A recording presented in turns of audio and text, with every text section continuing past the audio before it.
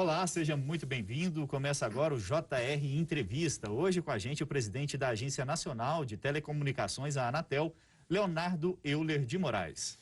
O presidente é o primeiro servidor de carreira da agência a ocupar o cargo. E entre as atribuições da Anatel estão regular o setor de telecomunicações e também garantir os direitos dos usuários. Muito obrigado pela presença do senhor aqui com a gente no JR Entrevista. A primeira pergunta não poderia ser outra. Por que temos hoje uma discussão tão grande na Anatel, em toda a sociedade, no governo federal, no Congresso Nacional, sobre a regulamentação do 5G? Muito obrigado, Yuri. Muito obrigado, Thiago. É uma satisfação estar aqui com vocês, com toda a equipe da Record e com aqueles que nos acompanham. Bom, se o 4G mudou a vida das pessoas, o 5G vai remodelar a sociedade e os meios produtivos. Para muito além de aumento de velocidade, como foi a transição do 3G para o 4G, o 5G tem outras facetas, notadamente aquelas relacionadas à chamada internet das coisas, seja para aplicações massivas, como o agronegócio no Brasil, que representa 23% do PIB brasileiro, como também para aquelas aplicações que nós, em termos técnicos, que exigem uma latência menor. A velocidade do atraso precisa ser muito baixa, ou seja, como carros autônomos, como cirurgias remotas, etc. De forma que o 5G, na verdade, ele é um guarda-chuva que potencializa e alavanca muitas outras tecnologias, tais como inteligência artificial, robótica, tais como realidade mista e realidade aumentada. E cada vez mais, toda essa gama de dados é processada na nuvem, com insights de Big Data e com análise de inteligência artificial, tornando cada vez mais os meios produtivos ainda mais competitivos, seja na indústria do agro, seja na indústria 4.0. Por que isso é importante? Bom, se nós pensarmos alguns exemplos, quando você tem hoje, a gente fala, não é aumento de velocidade, ou maior throughput de dados, não é apenas para que você consiga baixar um filme mais rapidamente, por exemplo. Pensemos aqui, por exemplo, em educação. Com a realidade aumentada e realidade virtual, as perspectivas de educação à distância ganham uma outra dimensão, à medida que você pode ter o professor virtualmente na sala ou no recinto onde você estiver. Você pode, inclusive, com a internet táctil, manusear um órgão humano, um estudante de medicina, por exemplo, para entender melhor o funcionamento. Mas peguemos alguns outros exemplos na educação profissionalizante. Por exemplo, um tomógrafo, uma máquina de ressonância no norte do país, que está estragada. Então, atualmente você tem um técnico, por exemplo, em São Paulo, que precisaria fazer o deslocamento até o norte do país para fazer a manutenção.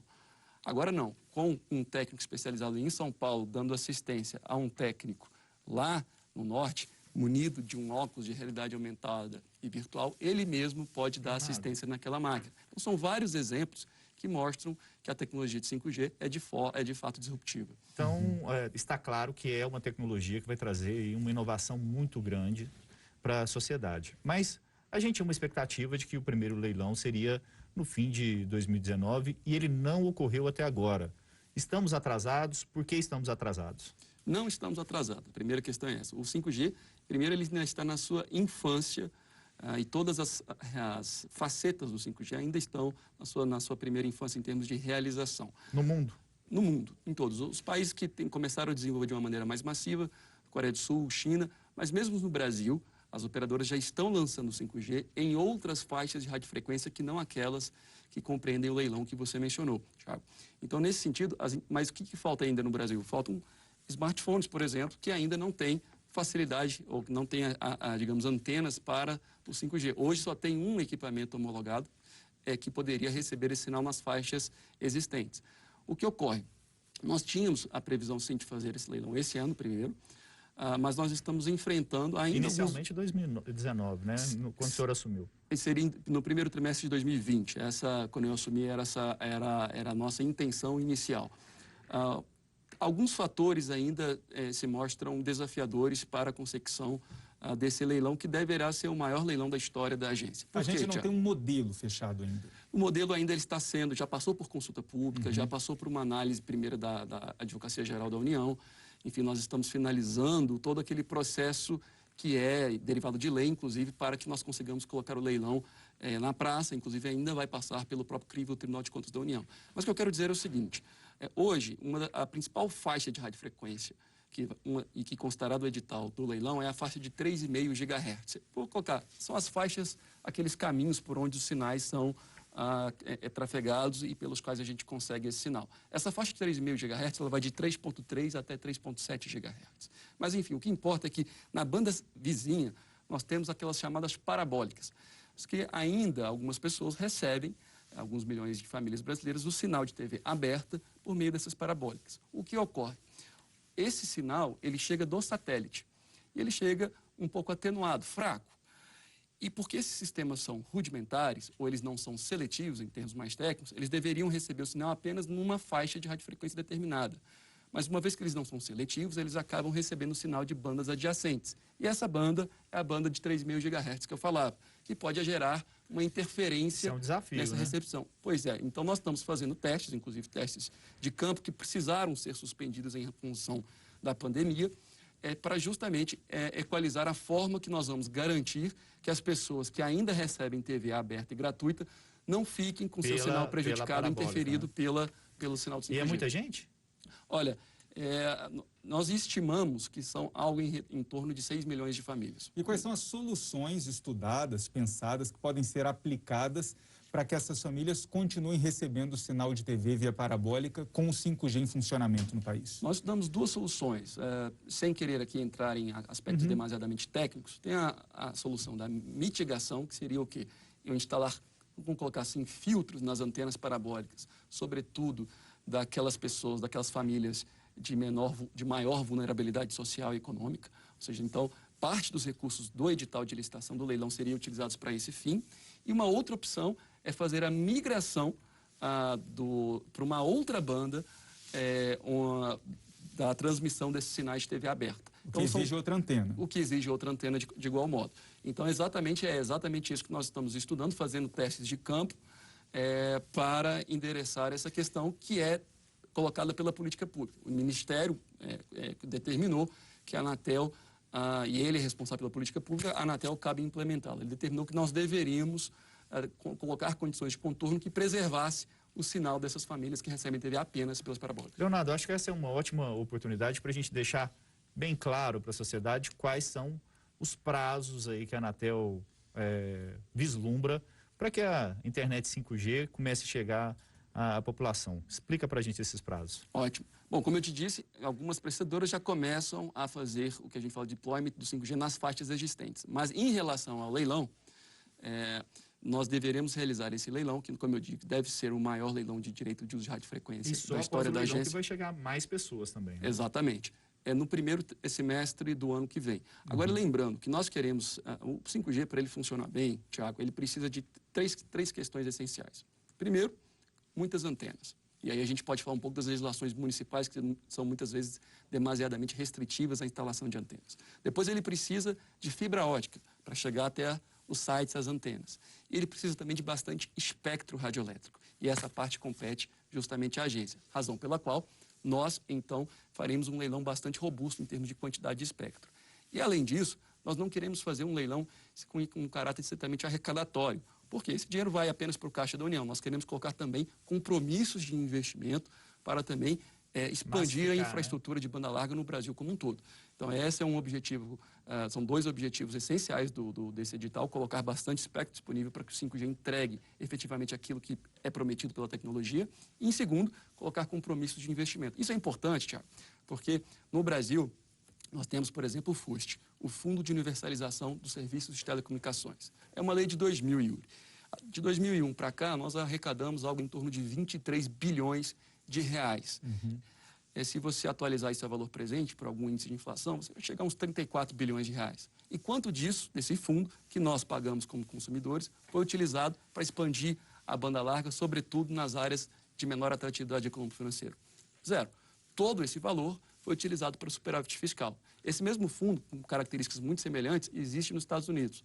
Em 2018, apenas um ano, como provimento de exemplo, os Estados Unidos colocou 8,5 bilhões de dólares para levar essa infraestrutura para aqueles locais menos favorecidos. Não só para estimular a oferta, mas inclusive a demanda também. Porque são locais onde não é interessante o investimento para as empresas. Onde não tem viabilidade né? econômico-financeira, exatamente.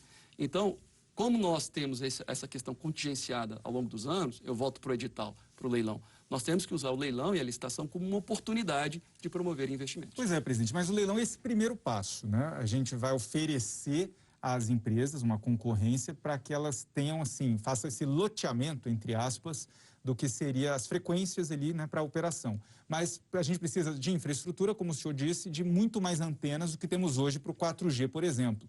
E o 4G até hoje, ele ainda não tem toda a qualidade que seria possível fornecer para os usuários pelo problema de falta de antena. Como a gente vai passar por esse problema atual já, que já falta antena para uma qualidade boa do 4G, para muito mais antenas necessárias para ter uma boa qualidade no 5G? Bom, essa é uma boa pergunta e ela passa por duas respostas aqui, dois caminhos. O primeiro é que, desafortunadamente, no Brasil, nós temos ainda legislações municipais, como eu disse, demasiadamente restritivas, procedimentos burocráticos também, que impedem uma instalação célere dessas antenas. São Paulo, por exemplo, tem quase 2 anos que nenhuma empresa consegue uma licença para instalar. São várias licenças que o município demanda, por exemplo. Aliás, um estoque de pedidos para instalação de antenas corresponde a mais de 25% do total instalado na cidade de São Paulo, veja bem. Então, nós temos, inclusive, o meu gabinete conversado com vários prefeitos municipais, Câmara dos Vereadores, inclusive ajudado na elaboração de projetos de lei para endereçar essa questão, de forma que a instalação das antenas seja um pouco mais fácil. Se a gente quer falar, por exemplo, de cidades digitais, nós precisamos de infraestrutura de telecomunicações, porque digital pressupõe conectividade, conectividade pressupõe infraestrutura de telecomunicações. Bom, e a outra questão, justamente também não adianta só, Yuri, você levar a infraestrutura de acesso, a antena. Pense como se fosse uma torneira. Eu posso levar uma torneira muito bonita, mas eu preciso também de um encanamento para levar a água até essa torneira.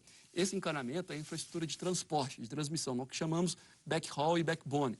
Nesse edital também nós queremos colocar compromissos para a expansão da rede de transmissão de backhaul e backbone também no Brasil. Entendi. E você pode assistir ao JR Entrevista na Record News às 10h30 da noite, pelo portal R7, no Play Plus, no Jornal da Record, no JR 24 horas, à 00h30 e também nas nossas redes sociais. Presidente, a gente sabe que os investimentos nessa tecnologia são enormes e existe uma guerra comercial declarada entre Estados Unidos e os chineses, né? E os Estados Unidos, por várias vezes, disseram que os equipamentos chineses podem ser usados para espionagem. A Anatel, ela faz alguma avaliação desses equipamentos? Qual que é o papel da Anatel nessa análise dos equipamentos que vão ser usados na infraestrutura da tecnologia 5G? Olha, a preocupação relacionada, Tiago, à segurança cibernética, ela é mais do justificada.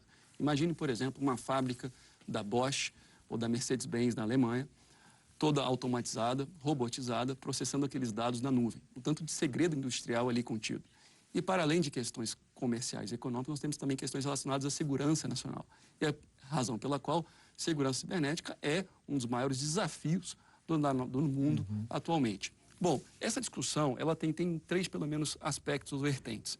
Tem um aspecto geopolítico, tem um aspecto econômico e tem um aspecto técnico. Como um aspecto geopolítico, econômico, extrapola o âmbito de atuação da agência, eu vou me ater aqui ao aspecto técnico. Exatamente. Nesse sentido, a Anatel faz a homologação e a certificação de equipamentos para o 5G. O nosso processo de homologação e certificação é uma referência para todo mundo. Inclusive, nós estamos conversando com os Estados Unidos para fazermos acordos de reconhecimento mútuo e outros países também, com a Anatel correspondente lá, Federal Communications Commission, no caso, para que a gente também diminua custos de transação para aqueles prestadores que vendem qualquer tipo de equipamento de telecomunicações nos 2 países. Bom, além dessas normas técnicas, nós também estamos trabalhando num regulamento que é uma norma geral e abstrata para justamente colocar condições de contorno que dê incentivos e também obrigações às prestadoras relacionadas às questões de segurança cibernética. Porém, é preciso admitir, essa é uma discussão que tem esse caráter geopolítico e essa decisão não vai ser uma decisão estritamente técnica. Muito ao contrário. Mas na questão técnica, vocês encontraram algum problema relacionado aos equipamentos da chinesa Huawei? Olha, a Huawei está aqui no Brasil há 20 anos operando aqui no Brasil. Muito embora ela não tenha começado com ela começou com outras tecnologias. E essa discussão se refere ao 5G, uma tecnologia que ainda, Exato. como eu disse, está no seu nascedouro, na sua infância, né? Então, é uma discussão, digamos, com uma perspectiva prospectiva e não daqui para Mas trás. até agora... Então, nesse sentido, nas tecnologias, essa discussão não estava na mesa, né? Essa discussão está na mesa daqui para frente. Mas até o momento nada foi Tem um encontrado. risco à aqui. privacidade? Olha, nós trabalhamos na hipótese na agência que não só os chineses, nós não deveríamos, na questão de segurança cibernética, ela é tão séria e delicada, que o princípio melhor é não confiar em ninguém. Por isso nós fazemos todos esses testes de certificação e homologação de equipamentos. Agora, qual que é o desafio, Thiago? Porque as redes são, hoje, baseadas muito em hardware, mas com 5G elas passam a ser cada vez mais baseadas em software. E aí, quando as redes são mais baseadas em software, esses desafios em relação à segurança cibernética crescem. Afinal de contas, você tem incontáveis códigos de programação e tudo isso precisa ser averiguado para que nós tenhamos efetivamente uma rede segura no país. É o que seria tudo na nuvem, né? Exatamente, que é o que a gente chama. Agora, exatamente. aproveitando o assunto privacidade, segurança, vamos trazer isso para o nível do usuário, que na pandemia a gente viu e ficou até receoso com alguns dados que aparecem com a locomoção das pessoas, né? Os municípios começaram a estudar, baseado nos dados dos celulares, se a população estava ou não cumprindo o isolamento, o distanciamento social. Até que ponto isso não é uma invasão à privacidade do usuário? O que a Anatel tem regulamentado a respeito? Muito boa pergunta, Yuri. Nessa pandemia, evidentemente, a gente, com boa fé, os municípios procuraram mecanismos a gente desincentivar aglomerações de forma a conter a disseminação da Covid-19. E dentre essas opções existiam opções de mapas de calor fornecidos pelas próprias prestadoras. E aqui tem uma questão envolvida, embora a Lei Geral de Proteção de Dados não esteja ainda em vigor, ela foi postergada a sua vigência, é importante que os dados e a privacidade das pessoas sejam protegidas. Afinal de contas, ainda é muito incipiente, inclusive, a própria concepção da importância disso e a própria percepção dos seus dados pessoais expostos em rede. Então, nesse sentido, a Anatel alertou as entidades em relação a isso, as operadoras, e, inclusive, num julgamento do Supremo Tribunal Federal, a respeito de uma medida provisória, não entro no mérito aqui da medida provisória, mas sim no mérito da discussão que está sendo feita, alguns ministros do próprio Supremo manifestaram e fizeram referência ao meu voto na Anatel, quando falava da importância que tem esses dados como a chave, né, essas infraestruturas como a chave de acesso para informações pessoais. Nesse sentido, nós fizemos todos os alertas, agora não foram encontradas nessas atividades quaisquer, digamos, invasão a direito à privacidade das pessoas. São, na verdade, mapas de calor, tudo anonimizado, de forma que a gente não encontrou esse tipo de problema. Mas a Anatel, preciso dizer, apesar de ter sido, inclusive, mencionada na decisão do Supremo, a Anatel não é protagonista nesse debate. Quem terá protagonismo nesse debate é justamente a agência que vai ser estabelecida, Leonardo, para tal. Se essa tecnologia de rastreamento por calor, como você explicou, ela não viola a privacidade do usuário, explica para a gente como que é feito esse mapeamento, né?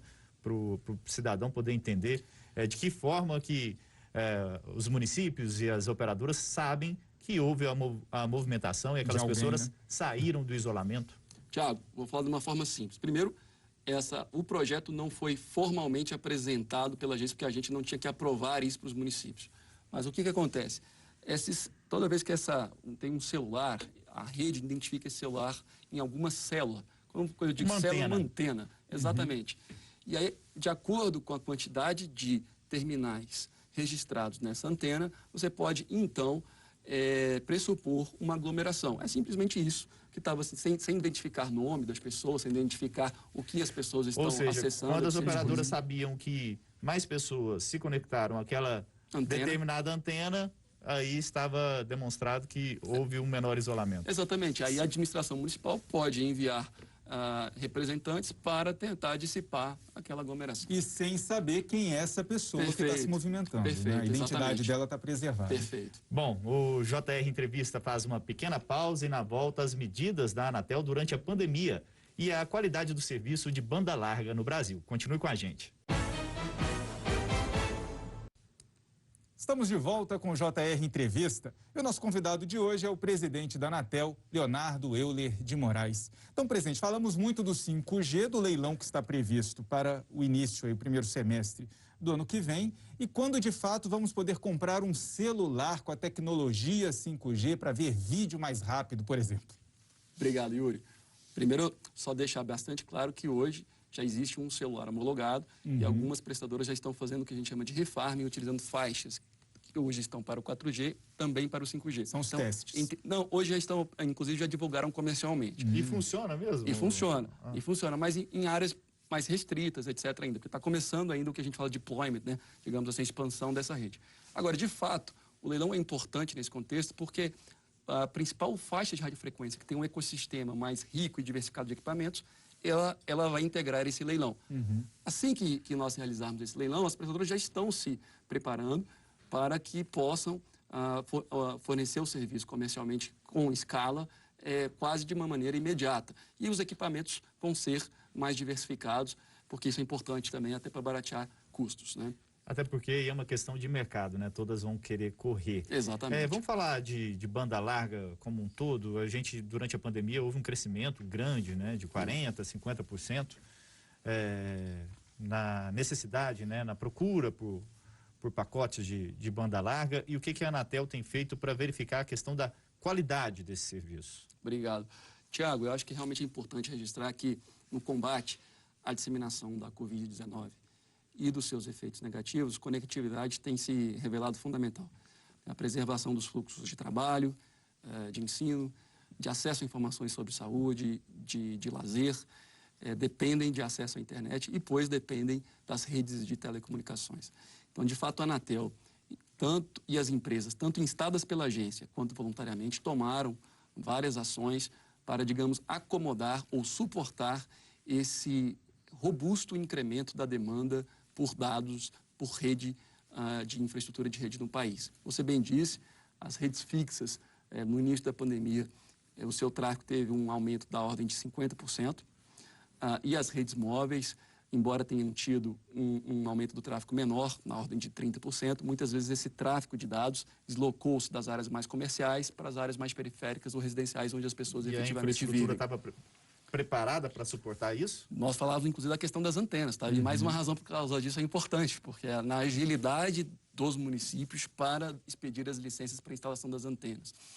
Mas o que é importante, respondendo objetivamente, é que as redes suportaram esse incremento de tráfego significativo e fizeram também porque foram exigidos alguns investimentos, por óbvio, seja equipamentos de software, equipamentos de roteamento e switching de tráfego, mais fibras nos backbones e também mais antenas em determinadas áreas. Lógico, pode ter um aumento, uma sensibilidade ao atraso e da latência que eu falava antes, mas, em geral, o que a gente tem visto é que as redes de telecomunicações suportaram muito bem. E a Anatel acompanha isso. Com qualidade das redes, mesmo? Com qualidade. As redes acompanham a rede nas suas diferentes camadas, seja no core da rede, na parte de transmissão, na parte do acesso, que nós falávamos aqui no bloco passado. Então, a Anatel faz esse acompanhamento, as redes têm suportado, e eu acho que as próprias pessoas que têm feito muitas videoconferências têm atestado isso. Evidentemente que nós temos isso não significa que nós não temos um caminho a percorrer, um caminho a melhorar, muito pelo contrário. É justamente essa a razão, Tiago, que a Anatel tem tomado algumas providências para isso. Por exemplo, me permita aqui fazer algumas medidas que nós temos aqui atuado de uma maneira mais novidadeira na regulação do mercado de telecomunicações. Há 2 semanas atrás, juntamente com o ministro Fábio Faria, nós assinamos o primeiro termo de ajustamento de conduta celebrado pela agência, com a TIM, nesse caso. O que é isso? O que é um termo de ajustamento de conduta? Quando você tem, muitas vezes, uma empresa que tem uma infração ou indícios de infração por algum regulamento de qualidade, você abre um processo administrativo, aí tem a ampla defesa, contraditório, ele vai transitar em julgado em algum momento no âmbito administrativo, a empresa judicializa e fica 10 anos discutindo e isso não muda. Vocês fizeram um acordo para ir para a prática logo. O TAC, ele é um instrumento onde, além da cessação da conduta infrativa, que é o objeto nuclear de um TAC, nós também exigimos compromissos de investimento adicional. Então, nesse caso, o TAC da TIM, nós levaremos para mais de 350 municípios no norte, no nordeste e no norte de Minas, todos com IDH abaixo da média nacional, portanto, municípios que não têm atratividade econômica e financeira, nós levaremos 4G quando esses municípios têm, na melhor das hipóteses, o 3G.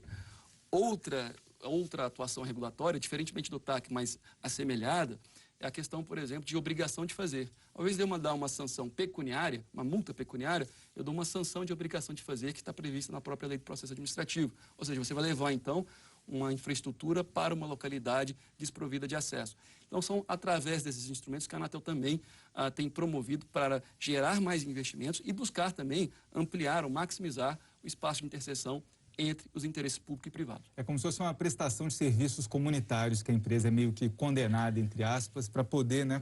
Eu acho que a gente tem que sair dessa lógica, né? Dessa lógica litigante. A gente tem que transformar contencioso em investimento produtivo. É isso que a gente tem feito. Agora, outro problema que a gente vê, apesar da Anatel ter percebido, né, que durante essa alta de demanda você teve ainda uma qualidade satisfatória, é uma reclamação constante de qualquer usuário de banda larga, talvez em todo o Brasil, que você contrata 100 mega de velocidade, a empresa te oferece 5. Você contrata 200 e aí na hora que você vai medir lá na sua casa tem 10 megas. É a qualidade, né? É a velocidade, né? Porque tá lá, ela não cai, a internet está funcionando ok, mas você está pagando por uma velocidade que nunca, de fato, chegou até você. Essa é uma reclamação constante. Como é que a Anatel está cobrando isso dessas operadoras? Olha, a Anatel faz a verificação tanto dessa rede em diversas formas, em termos de fiscalização, através de procedimentos de acompanhamento e controle, mas também é preciso registrar que a Anatel tem um canal, a Anatel Consumidor, para que os consumidores possam registrar essas queixas. Eu mesmo,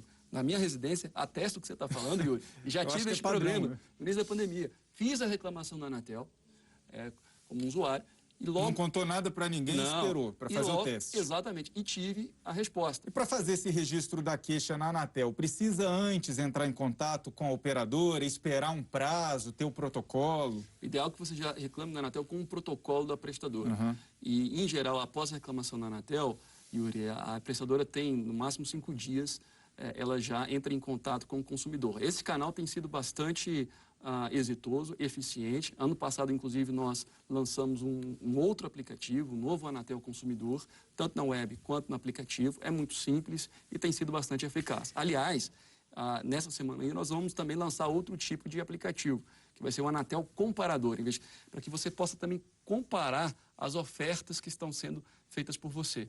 Eu acho que isso é importante, porque nós temos trocado paradigma, Thiago. Ofertas de preço e de produto. Comparar os pacotes. Comparar os pacotes. O que nós temos que fazer? A gente tem que empoderar efetivamente os consumidores, com informações, de forma que eles sejam um agente ativo na regulação do mercado. Isso talvez tenha muito mais impacto do que simplesmente escrever regras. Leonardo, o serviço de telecomunicação é essencial, assim como energia elétrica, né? Durante a pandemia a gente teve a questão das empresas de energia elétrica não interromperem o fornecimento. Como que está essa discussão no âmbito das telecomunicações? Houve alguma medida para impedir as operadoras de fazer esse corte ou não? Obrigado, Thiago. Uma pergunta importante. Houve, de fato, no começo da pandemia, muitas discussões relacionadas a esse aspecto. Tanto no âmbito do Ministério Público, federal, estadual, no âmbito judiciário, no âmbito legislativo também. Bom, nós entendemos que a nossa missão aqui, precípua, é manter os brasileiros e as brasileiras conectadas num ecossistema muito diversificado em termos de redes, de prestadoras, dentre outros aspectos. Então, toda e qualquer medida imposta, ela deve ser sopesada e levar em consideração os impactos dela decorrentes, não apenas no fluxo de caixa das empresas, mas, sobretudo, em termos operacionais, as consequências em termos operacionais na disponibilidade dos próprios serviços. Né? Então, o que eu poderia dizer é que o sistema brasileiro de telecomunicações ele está organizado numa complexa cadeia de valor. Então, toda e qualquer medida, ela pode acabar gerando um impacto na cadeia produtiva, seja na parte dos fornecedores, seja na parte das condições de interconexão de rede, seja na parte de equipamentos e manutenção. Feita essa discussão grande, não houve nenhuma medida disso, mas as empresas instadas pela agência e voluntariamente começaram a fazer parcelamento em 10 vezes, começaram a adiar prorrogação de faturas e a revisar também planos a pedido dos consumidores. Só para deixar claro que o nosso tempo está terminando. As operadoras podem cortar os serviços dos inadimplentes. Em caso de inadimplência, sim. Perfeito. Presidente, a gente faz mais um rápido intervalo neste momento e a gente volta com as perspectivas dos investimentos no setor de telecomunicações. Não sai daí. O JR Entrevista está de volta e recebe hoje o presidente da Anatel, Leonardo Euler de Moraes. Queria tirar uma dúvida que eu acho que é de muita gente. A gente estava conversando, inclusive, na redação aqui hoje. As operadoras, elas são proibidas, né, de ligar para o consumidor, ficar aquela ligação insistente, ligar 3, 4, 5 vezes ao longo do dia, mas isso ainda acontece. Por quê? Essa é uma boa pergunta. E, de fato, tornou-se um fardo para os consumidores, não apenas brasileiros, mas estadunidenses, indianos. Eu tenho conversado com alguns contrapartes que eu tenho nesses outros países reguladores. E, de fato, isso é uma questão que decorre, primeiro, de uma competição muito acirrada no setor, né? Às vezes você pode me perguntar, Tiago, pô, mas são 3, 4 empresas em âmbito nacional, fora as pequenas. Isso é muita competição, mas competição não tem nada a ver com o número de competidores. Você pode ter um competidor com 90% de mercado, mas isso não é competição, e 20 outros com 10% de mercado. Na literatura, muito brevemente, competição é o somatório do quadrado do market share das prestadoras. É um índice que chama HHI na literatura. Quanto mais baixo, melhor. O Brasil é um dos países que tem maior grau de competição na telefonia móvel celular. Mas com essa insistência, eles podem ser multados? Eles podem ser multados. E ano passado nós estabelecemos uma medida que foi uma determinação para estabelecimento de uma lista que era o nomeperturbe.com.br. Quando talvez esse programa estava no seu ápice. Mais de 1 milhão de pessoas se cadastraram para não receber chamadas nas primeiras 24 horas. Agora, a nossa determinação fica adstrita aos serviços de telecomunicações, que representam, em média, 30% desse fardo. Agora, tem o setor bancário, tem até funerária que liga, não que eu esteja sugerindo de nenhuma maneira, mas, enfim, realmente é um problema grande. Nós estamos sempre interagindo com as prestadoras em relação a isso. Houve uma melhora e nós já sentimos que tem havido um agravamento desse problema. Principalmente na pandemia, né? Então é hora de Exatamente. reforçar esses canais, né, para manter a privacidade dos usuários. E aí eu queria perguntar também para o senhor, como é que está a perspectiva? Chegamos ao final aí da entrevista, né? Como que a Anatel está vendo aí os novos investimentos, né? Se vamos chegar com mais dinheiro para telecomunicações, para qualidade, com o 5G já em funcionamento a partir do ano que vem, a partir do leilão. Como é que fica a inovação, a qualidade e a quantidade de investimento nas telecomunicações no país de agora em diante? Yuri, é uma pergunta complexa para poucos minutos, mas eu vou tentar aqui sumarizar com meus melhores esforços. Eu entendo que nós temos uma perspectiva muito positiva para o desenvolvimento das telecomunicações brasileiras. Primeiro porque no próximo edital, que como eu disse será o maior edital da história da agência, nós trabalhamos com uma perspectiva não arrecadatória, mas com compromissos de investimento. Então, se eu puder, ao invés de arrecadar, eu espero que a gente coloque ali, nós estamos trabalhando, na verdade, para colocar muitos compromissos de investimento que com certeza terão esse condom. Além disso, tem aqueles outros exemplos daquelas iniciativas regulatórias que eu mencionei no bloco anterior. E, por fim, a gente precisa registrar também aqui um cumprimento ao Parlamento brasileiro, que tem atualizado algumas normas que certamente também terão esse condom. Por exemplo, a Lei Geral de Telecomunicações foi revisada no ano passado e que engessava ainda e colocava no centro da política pública a telefonia fixa, que era um objeto de universalização no final da década de 90, quando ocorreu a desestatização do setor e a privatização. Agora, nós voltamos a colocar a banda larga no centro da política pública e também a revisão da própria lei do FUST, que falamos. Então, tudo isso traz perspectivas positivas para o setor. Rapidamente, antes da gente encerrar, a questão da TV analógica, o prazo para o desligamento, qual é hoje? Hoje é 2023, né? Isso já é estabelecido, mas as principais cidades brasileiras... Vai se manter, você acha, esse cronograma? Olha, isso é uma política do Ministério das Comunicações, mas acredito que será sim mantido, e esse é um caso de sucesso no Brasil. Nós fizemos essa transição nas grandes cidades, sem nenhum tipo de reclamação e atendendo as pessoas mais vulneráveis do ponto de vista econômico e social. Perfeito, presidente. Muito obrigado pela presença aqui com a gente. O JR Entrevista fica por aqui.